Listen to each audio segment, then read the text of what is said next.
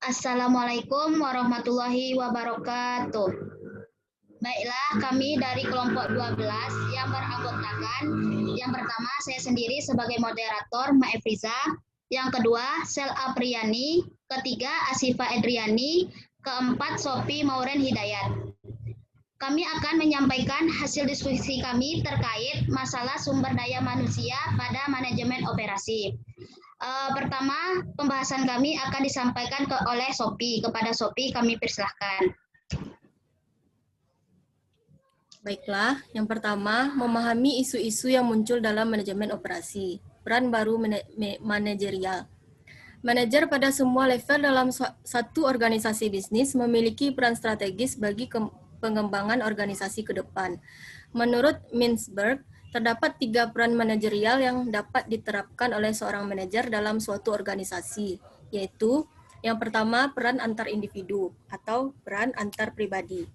Peran antar pribadi menunjukkan bahwa seorang manajer harus mampu memerankan dirinya sebagai seorang tokoh figur, manajer, dan penghubung. Seorang manajer dapat berperan sebagai perwakilan atau yang dituakan dalam suatu organisasi. Ia memberikan sambutan pada acara-acara seremonial atau upacara yang diselenggarakan oleh pihak internal maupun eksternal organisasi. Selain berperan sebagai tokoh figur, seorang manajer juga harus mampu menyampaikan pesan-pesan bisnis dengan baik kepada para karyawan, sehingga pesan yang disampaikan tersebut efektif dan dapat dipahami dengan baik. Peran manajerial yang lain adalah kemampuan dalam memimpin suatu organisasi bisnis maupun non-bisnis. Seorang manajer harus mampu memotivasi dan melakukan kontrol terhadap karyawannya. Di dalam peran antar individu ini ada beberapa pembagian. Yang pertama yaitu peran pemimpin. Manajer bertanggung jawab untuk membuat fungsi subunit organisasi mereka sebagai suatu kesatuan yang utuh dalam mengejar tujuan dasar. Akibatnya, manajer harus memberikan bimbingan kepada bawahan, memastikan bahwa mereka termotivasi, dan menciptakan kondisi yang menguntungkan untuk melakukan pekerjaan. Yang kedua yaitu peran penghubung.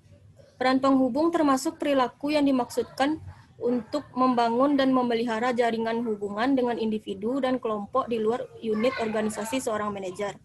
Hubungan ini sangat penting sebagai sumber informasi. Yang ketiga yaitu peran tokoh. Peranan tersebut dimainkan dalam berbagai kegiatan yang sifatnya legal dan seremonial, menghadiri berbagai upacara resmi, memenuhi undangan atasan, rekan setingkat, para bawahan, dan mitra kerja. Peran yang kedua yaitu peran informasional.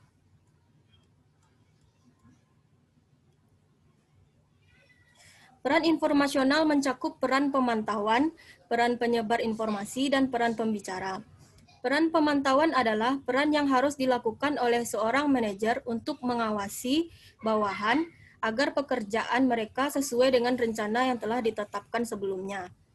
Peran penyebar informasi adalah peran manajer untuk menyebarluaskan atau menyampaikan informasi secara menyeluruh kepada karyawan agar mereka dapat memahami dengan baik berbagai kebijakan organisasi tersebut.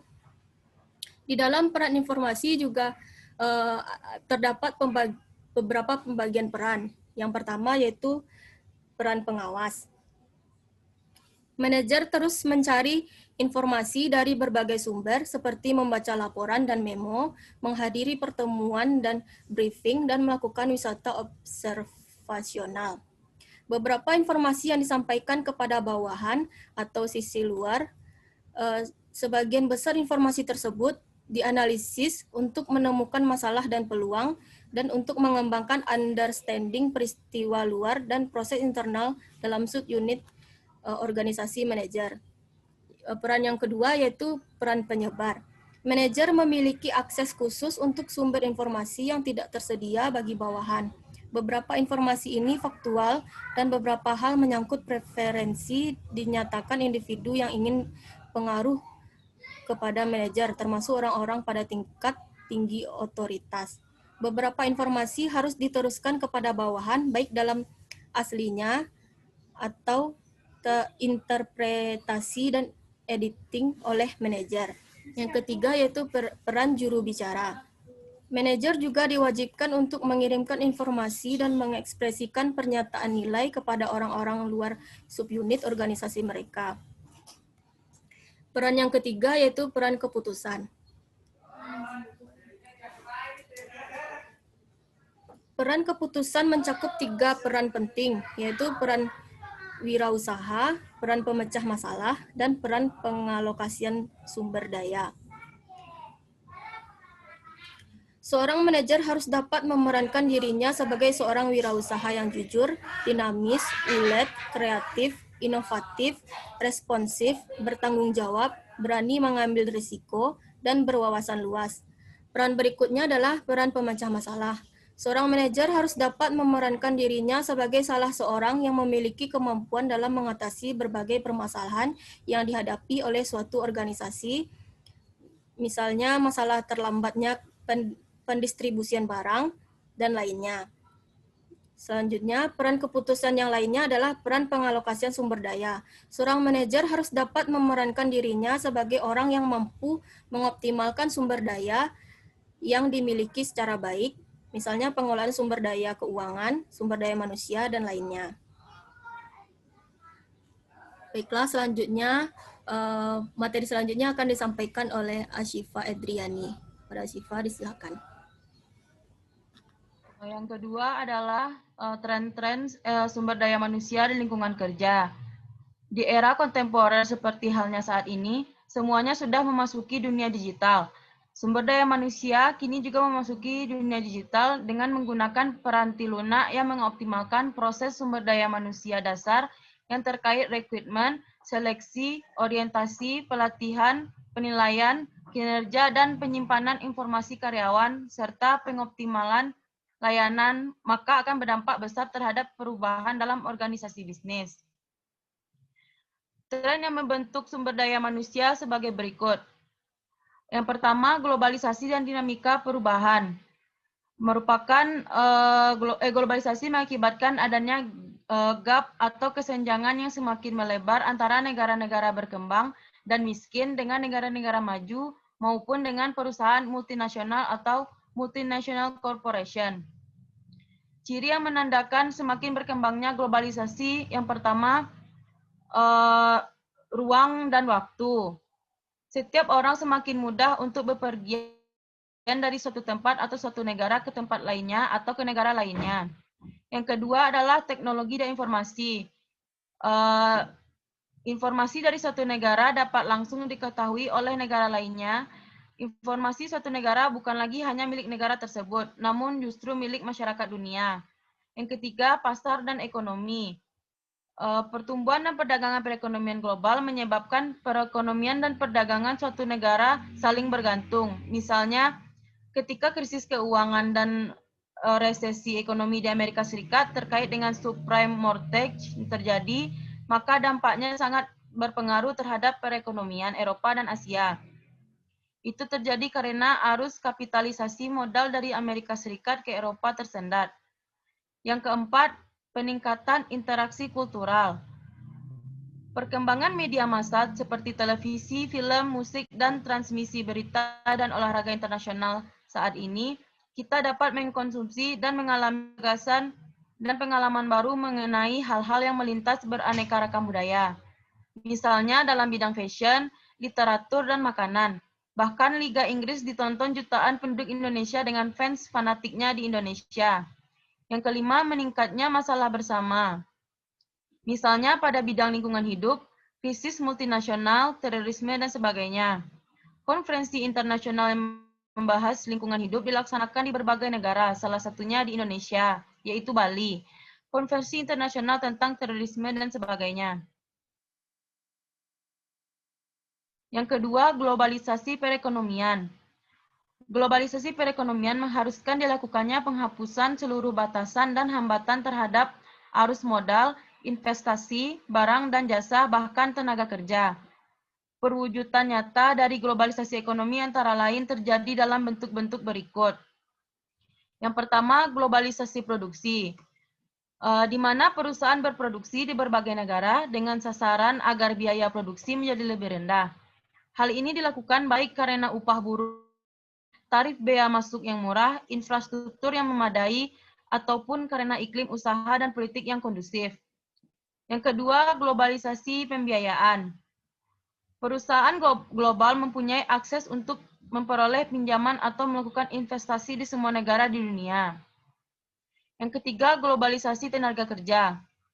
Perusahaan global akan mampu memanfaatkan tenaga kerja dari seluruh dunia sesuai kelasnya, seperti penggunaan staf profesional diambil dari tenaga kerja yang telah memiliki pengalaman internasional atau buruh kasar yang biasa diperoleh dari negara berkembang. Yang keempat, globalisasi jaringan informasi, yaitu masyarakat suatu negara dengan mudah dan cepat mendapatkan informasi dari negara-negara di dunia karena kemajuan teknologi antara lain melalui TV, radio, media cetak, dan lain-lain. Dengan jaringan komunikasi yang semakin maju telah membantu meluasnya pasar ke berbagai belahan dunia untuk barang yang sama. Yang kelima, globalisasi perdagangan, yaitu terwujudnya dalam bentuk penurunan dan penyeragaman tarif sewa penghapusan berbagai hambatan non-tarif, sehingga kegiatan perdagangan dan persaingan menjadi semakin cepat, ketat, dan fair. Selanjutnya akan dilanjutkan oleh Sel Apriliani. Baiklah, selanjutnya tingkat perputaran karyawan. Perputaran karyawan atau employee turnover adalah pengunduran diri dari permanen secara sukarela maupun tidak sukarela dari suatu organisasi. Angka perputaran karyawan yang tinggi mengakibatkan membengkaknya biaya perekrutan, seleksi, dan pelatihan. Angka perputaran karyawan yang tinggi bisa mengganggu proses operasi yang efisien dari suatu organisasi ketika personal yang cakap dan berpengalaman pergi dan penggantinya harus didapatkan serta dipersiapkan untuk mengambil alih posisi yang ditinggalkan. Tingkat perputaran adalah perbandingan antara jumlah karyawan yang masuk dan yang keluar dari suatu perusahaan. Formula untuk menghitungnya sebagai berikut.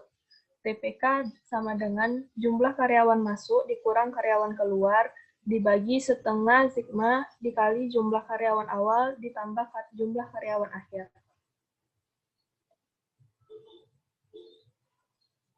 Faktor-faktor yang mempengaruhi munculnya turnover invention adalah yang pertama, faktor individual. Termasuk di dalamnya adalah usia, masa kerja, jenis kelamin, pendidikan, dan status perkawinan. Yang kedua, kepuasan kerja. Menyangkut beberapa aspek operasional, yakni kepuasan terhadap gaji dan sistem pembayaran, kepuasan terhadap bobot pekerjaan, kepuasan terhadap promosi jabatan, ataupun kepuasan terhadap kondisi kerja suatu perusahaan pada umumnya. Yang ketiga, komitmen organisasional. Tidak adanya komitmen organisasional dapat membuat seorang karyawan yang puas terhadap pekerjaannya mempunyai niat untuk keluar atau pindah dari perusahaan lain. Selanjutnya, hal-hal yang menyebabkan perputaran karyawan menurut Falconi. Yang pertama, promosi. Promosi berarti pembesaran wewenang dan tanggung jawab atau meningkatkan kedudukan seorang ke tingkat yang lebih tinggi. Promosi merupakan idaman setiap pegawai karena dengan promosi akan diperoleh peningkatan status ekonomi dan status sosial. Selanjutnya, kesempatan pembayaran. Faktor upah merupakan salah satu terjadinya perputaran karyawan, seperti yang digambarkan tentang tingkat turnover yang terjadi di salah satu perusahaan kesehatan. Yang ketiga, ketidakpuasan terhadap atasan ataupun teman kerja.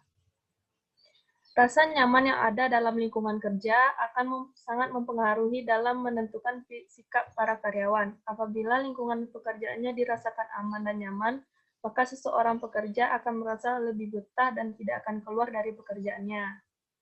Yang keempat, ketidakpuasan terhadap pekerjaan itu sendiri. Seperti yang ditulis oleh Gomez dalam bukunya Managing Human Resource, karyawan akan bertahan di suatu perusahaan lebih lama bila perusahaan tersebut menawarkan suatu kualitas kerja yang tinggi. Kualitas kerja yang tinggi berhubungan dengan kepuasan kerja yang lebih lanjut dan merupakan prediksi terhadap turnover. Selanjutnya akan dijelaskan oleh Mbak Eliza.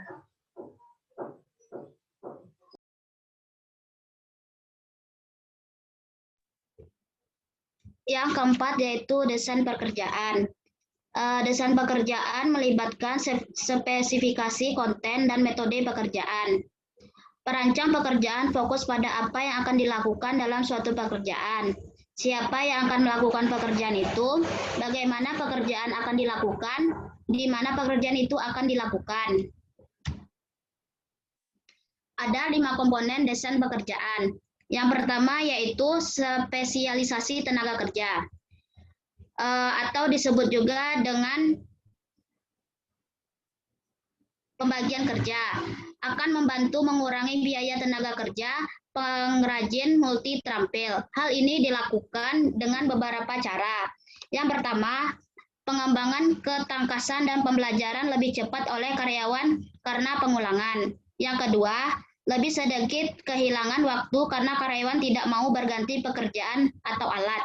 Yang ketiga, pengembangan alat khusus dan pengurangan investasi karena masing-masing karyawan hanya memiliki sedikit alat yang diperlukan untuk tugas tertentu.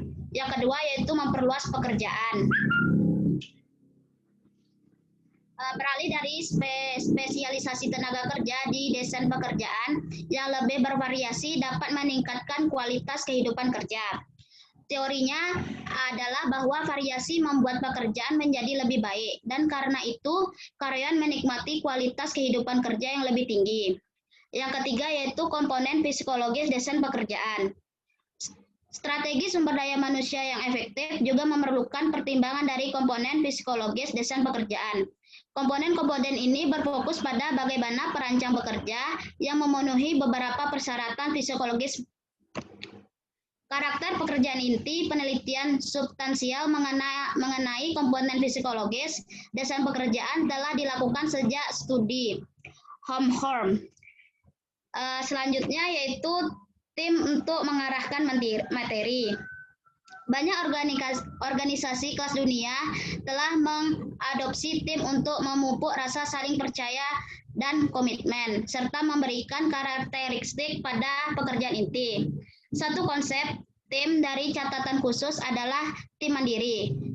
Tim mandiri ini adalah sekelompok individu yang diberdayakan bekerja sama untuk mencapai tujuan bersama. Yang terakhir yaitu motivasi dan sistem intensif. Uang seringkali berfungsi sebagai motivator psikologis dan finansial.